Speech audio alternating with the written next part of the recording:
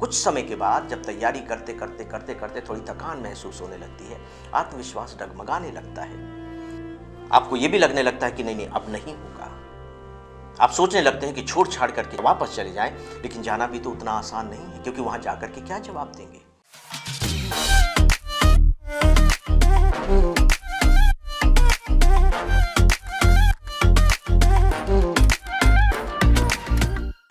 Civil सेवा परीक्षा की तैयारी कर रहे मेरे प्यारे नौजवान साथियों, नमस्कार फ्रेंड्स। मैं अपने इस वीडियो लेक्चर में आप सबसे 3 स्ट्रगल्स के बारे में बताने जा रहा हूं, और उन 3 स्ट्रगल्स के बारे में जो आईएएस बनने की तैयारी कर रहे हर एक स्टूडेंट को फेस करना ही पड़ता है। मुझे नहीं मालूम कि आप अपने घर पर रह कर के तैयारी कर रहे हैं, मुझे ये भी नहीं मालूम कि आप नगर या महानगर में जा कर के तैयारी कर रहे हैं, मुझे ये भी नहीं मालूम है कि आप किसी कोचिंग इंस्टीट्यूट से तैयारी कर रहे हैं या आपके कौन मेंटर हैं। लेकिन मुझे ये ज़रूर मालूम है कि मैं जिन 3 स्ट्रगल्स की चर्चा कर रहा हूँ उसे हर कोई फेस कर रहा है, और ये बात मैं केवल स्टूडेंट्स से बातचीत के आधार पर ही नहीं कह रहा हूँ, खुद का भी मेरे पास इसका अनुभव है। और अनुभव इस रूप में है फ्रेंड्स कि जैसे अगर एक कोयला है, वो डायमंड में कन्वर्ट होना चाहता है, तो कैसे कन्वर्ट होगा? उसे दबाव झेलने पड़ेंगे, पता नहीं ज़मीन की कितनी गहराइयों में जाकर के ताप, गर्मी और पता नहीं किन किन चीज़ों को जब वो बर्दाश्त करेगा, तभी वो कोयला डायमंड बन पाएगा। तो देखिए, आप ये मान करके चलिए कि अभी तो आपकी कोई ऐसी आइडेंटिटी तो है नहीं, और आप उस आइडेंटिटी को ही पाने के लिए तो आईएएस बनना चाहते हैं, यानी कि आप डायमंड बनना चाहते हैं। तो दोस्तों, अगर डायमंड बनना चाहते हैं तो आपको उस प्रेशर को बर्दाश्त तो करना ही पड़ेगा। इसे आप प्रकृति का सत्य समझ लीजिए या फिर आईएएस बनने का ही सत्य समझ लीजिए। तो ये कौन से 3 सबसे बड़े स्ट्रगल हैं, आइए बस इसे थोड़ा सा जान लेते हैं। और मेरा उद्देश्य इसकी ओर आपका ध्यान दिलाना इसलिए है ताकि आप इसका जो तीखापन है ना, इसकी जो चुभन है, उस चुभन को थोड़ा सा कम कर सकें। क्योंकि जब आपको लगता है कि नहीं नहीं ये तो होता ही है, ऐसा तो झेलना ही पड़ता है, ऐसा तो करना ही पड़ता है, तो आप देखेंगे कि इसका जो संकट है वो कम हो जाएगा, क्योंकि सत्य से आप परिचित हो जाएंगे। तो दोस्तों, पहला स्ट्रगल यह आपका इमोशनल स्ट्रगल है, भावनात्मक संघर्ष। बहुत तरह के भावनात्मक संघर्ष है, मैं उन पर नहीं जा रहा हूं, क्योंकि मैं भावनात्मक संघर्ष पर कोई आपकी क्लास नहीं ले रहा हूं। लेकिन 2 जो भावनात्मक संघर्ष होते हैं, जो सबसे बड़े होते हैं, सबसे ज़्यादा चैलेंजिंग होते हैं, जिन पर आपको जीत हासिल करनी ही करनी होती है, मैं केवल उन्हें बता रहा हूँ। एक जो इमोशनल जो स्ट्रगल होता है, वो होता है घर को छोड़कर बाहर जाकर कहीं तैयारी करना। और ये तब तो और ज़्यादा बढ़ जाता है यदि आप किसी छोटे स्थान से और एकदम बड़े स्थान पर पहुंच गए हों, दिल्ली जैसे महानगर में पहुंच गए हों, पूरा अनजाना परिवेश, नए लोग, जीवन की नई पद्धति, तो लगने लगता है कि बाप रे बाप, हम कहाँ आ गए। अपने को संभालना बड़ा मुश्किल हो जाता है, बार बार घर की याद आती है, गाँव वालों की याद आती है, बहुत मुश्किल होता है। ये चलिए सबके साथ नहीं होता होगा, थोड़ा बहुत होता होगा, किसी के साथ बहुत ज़्यादा होता होगा। लेकिन जो दूसरा इमोशनल स्ट्रगल है, इससे हर कोई गुजरता है, और बहुत भयावह तरीके से गुजरता है, और इस तरीके से गुजरता है कि फिसल जाने की संभावनाएं भी सबसे ज़्यादा इसी में होती हैं। और यह है प्रेम की भावना। अभी आप जिस एज में हैं, आपके शरीर के अंदर परिवर्तन होने शुरू हो गए हैं। ये बहुत ही स्वाभाविक परिवर्तन है। जो अपोजिट सेक्स है उसके प्रति अट्रैक्शन होता है। जब आप घर से बाहर जाकर के पढ़ रहे होते हैं, तो आपको इस तरह का वातावरण मिलता है जहां इस तरह की परिस्थितियां बन जाती हैं, इस तरह की संभावनाएं आपको दिखाई देती हैं, और आपको ऐसा लगता है कि वाह क्या बात है। यहाँ जो स्ट्रगल आप अपने मानसिक स्तर पर झेल रहे हैं, जो अपने इमोशंस के स्तर पर झेल रहे हैं, उसे पूरा होने का वक्त आ गया है, और आप फिर उसे पूरा करने में लग जाते हैं, क्योंकि वो आपको अच्छा लगता है। और जब वो अच्छा लगने लगता है, तो आप जो निर्णय लेते हैं अपनी ज़िंदगी के बारे में, या अपनी पढ़ाई के बारे में, अपने प्रिपरेशन के बारे में, उसके केंद्र में ये इमोशन आ जाता है, ये लव का इमोशन आ जाता है। उसके आधार पर आप निर्णय लेने शुरू कर देते हैं, वहाँ से भटकाव शुरू हो जाता है। ये 1-2 उदाहरण नहीं है, मुझे लगता है कि सबसे ज़्यादा उदाहरण जो मेरे पास हैं वो इसी बात को लेकर हैं। तो दोस्तों, आपके अंदर ये जो भावना पैदा हुई है ना प्रेम की, ये कोई अलौकिक भावना नहीं है, ये कोई अद्भुत और कोई विलक्षण बात आपके साथ घटित नहीं हो रही है।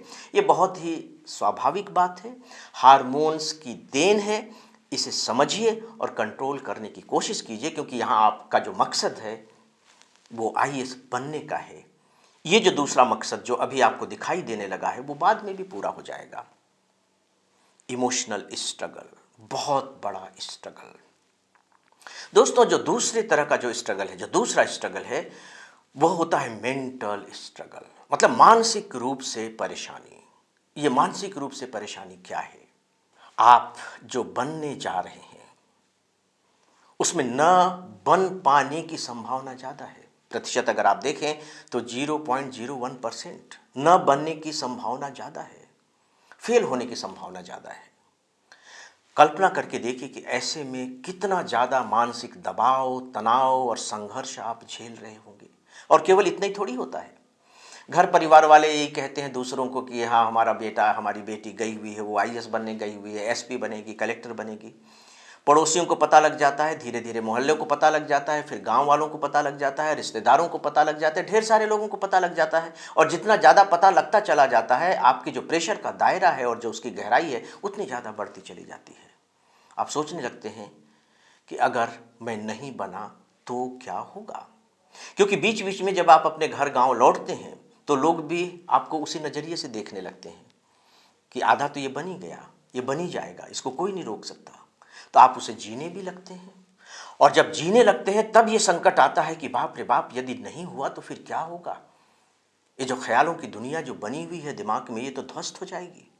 और एक दिन सच्चाई सामने आनी ही है, चाहे वो पॉजिटिव तरीके से आए या निगेटिव तरीके से आए।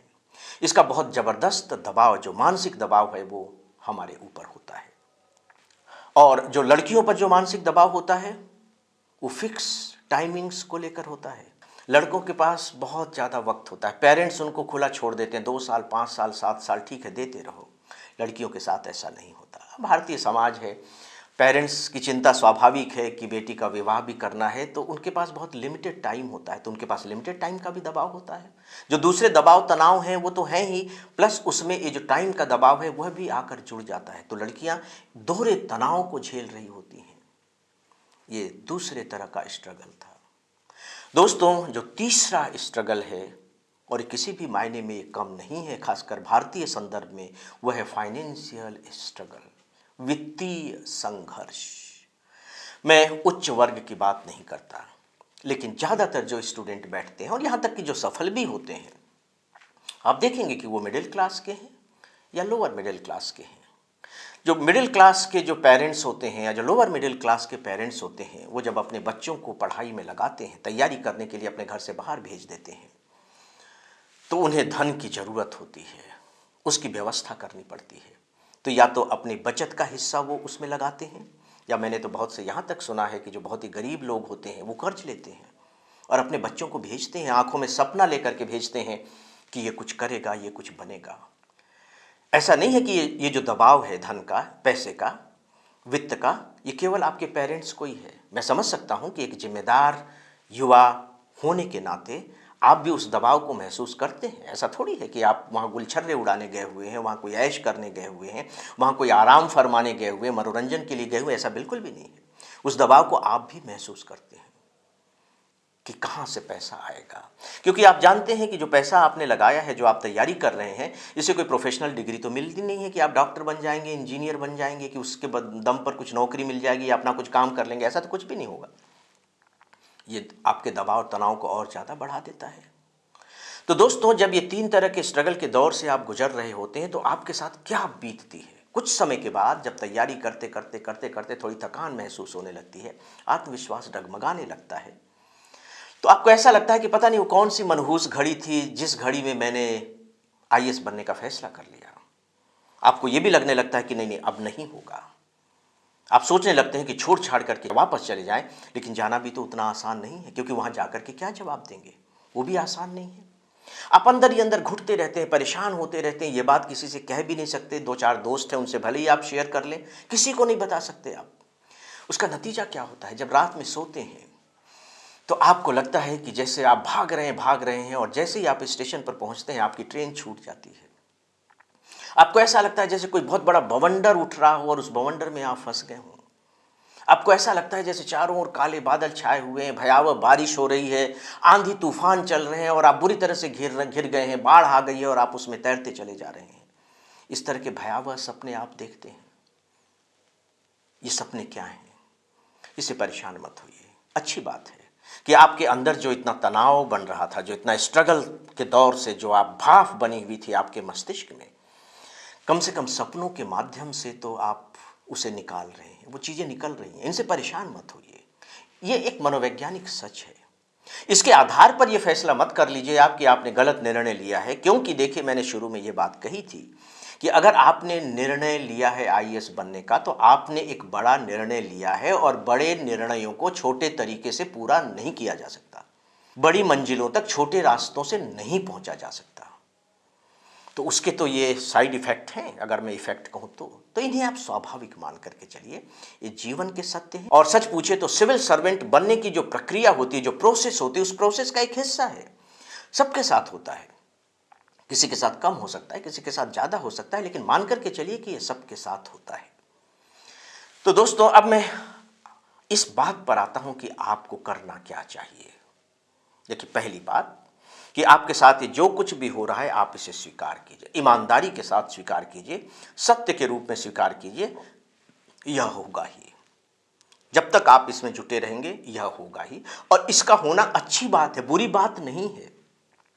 इसलिए अच्छी बात है क्योंकि इसी तरह के प्रेशर्स तो हमसे कुछ बड़ा काम करा ले जाते हैं।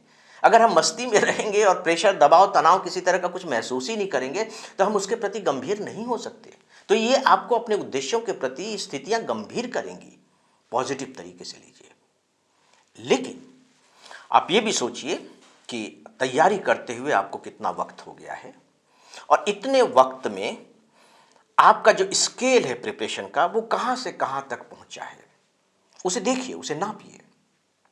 अगर आपको लगता है कि नहीं, मेरी प्रिपरेशन बहुत अच्छी हो गई है, मैं चीज़ों को समझ चुका हूँ, आईएएस क्या होता है, इसकी तैयारी कैसे की जाती है, आपके कुछ दोस्त बन गए हैं, आपके कुछ मेंटर बन गए हैं जिनसे आप मदद ले सकते हैं, तो फिर आपको अब मुझे लगता है कि अपना घर छोड़ने की ज़रूरत नहीं है, आप लौट सकते हैं। और इसके बारे में आपको बहुत ही संवेदनशीलता के साथ विचार करना चाहिए, क्योंकि जैसे ही आप घर लौटेंगे तो ये खजाना लेकर जाएंगे, यहाँ छोड़कर थोड़ी जाएंगे।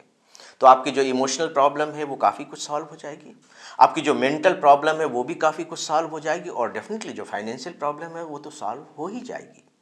लेकिन ऐसा तब कीजिए जब आपको लगे कि अब लौट जाना चाहिए। दोनों ही स्थितियों में, कि मैं घर पर रह करके बहुत अच्छी तैयारी कर सकता हूँ, या ये है कि मैंने करके देख लिया, ये मेरे बस की बात नहीं है। और अगर आपको लगता है कि ये मेरे बस की बात नहीं है, तो पूरे साहस के साथ, पूरी यथार्थ रियलिटी के साथ, पूरी ताकत के साथ इसे स्वीकार कीजिए कि ठीक है, हम बहुत से बड़े काम हाथ में लेते हैं और उनमें से ज़्यादातर नहीं हो पाते, एक ही हो जाता है और वही सब कुछ हो जाता है। ऐसा सबके साथ होता है, खिलाड़ियों के साथ होता है। विराट कोहली जैसे क्रिकेटर्स भी, बैट्समैन जो हैं, 0 पर आउट हुए हैं कि नहीं हुए हैं, तो ठीक है, कोई बात नहीं, ये जीवन का हिस्सा है। इसे स्वीकार कीजिए अभी भी, जबकि आप तैयारी कर रहे हैं, और तब भी जब आप तैयारी करने के बारे में अपना फाइनल निर्णय लेंगे। इतना साहस तो हम सब में होना ही चाहिए, और आप तो यंग हैं, आप में तो ये साहस ज़्यादा होना चाहिए। तो दोस्तों, मेरी बातों पर आप थोड़ा सा गौर करें। हो सकता है कि मेरी कुछ बातों से आप सहमत न हों, लेकिन कोई बात नहीं, आप उन पर विचार तो कर ही सकते हैं। उन पर विचार कीजिए। मैं आपको विश्वास दिलाता हूँ कि ये बातें आपके काम आएंगी, आपको ताकत देंगी, आपके पैरों को मजबूत बनाएंगी, और आपके अंदर आत्मविश्वास का एक सूरज पैदा करेंगी, भले वो छोटा सा ही क्यों न हो।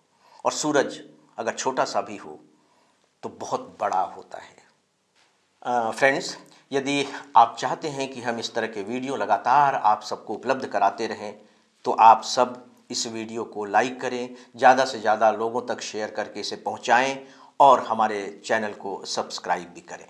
तो दोस्तों, सिवाय इसके कि मैं आप सबको अपनी शुभकामनाएं प्रेषित करूं, कुछ कर नहीं सकता हूं। जो बातें मैं बता सकता हूं वो मैं आपको बता रहा हूं। तब मुझे इजाज़त दें। नमस्कार।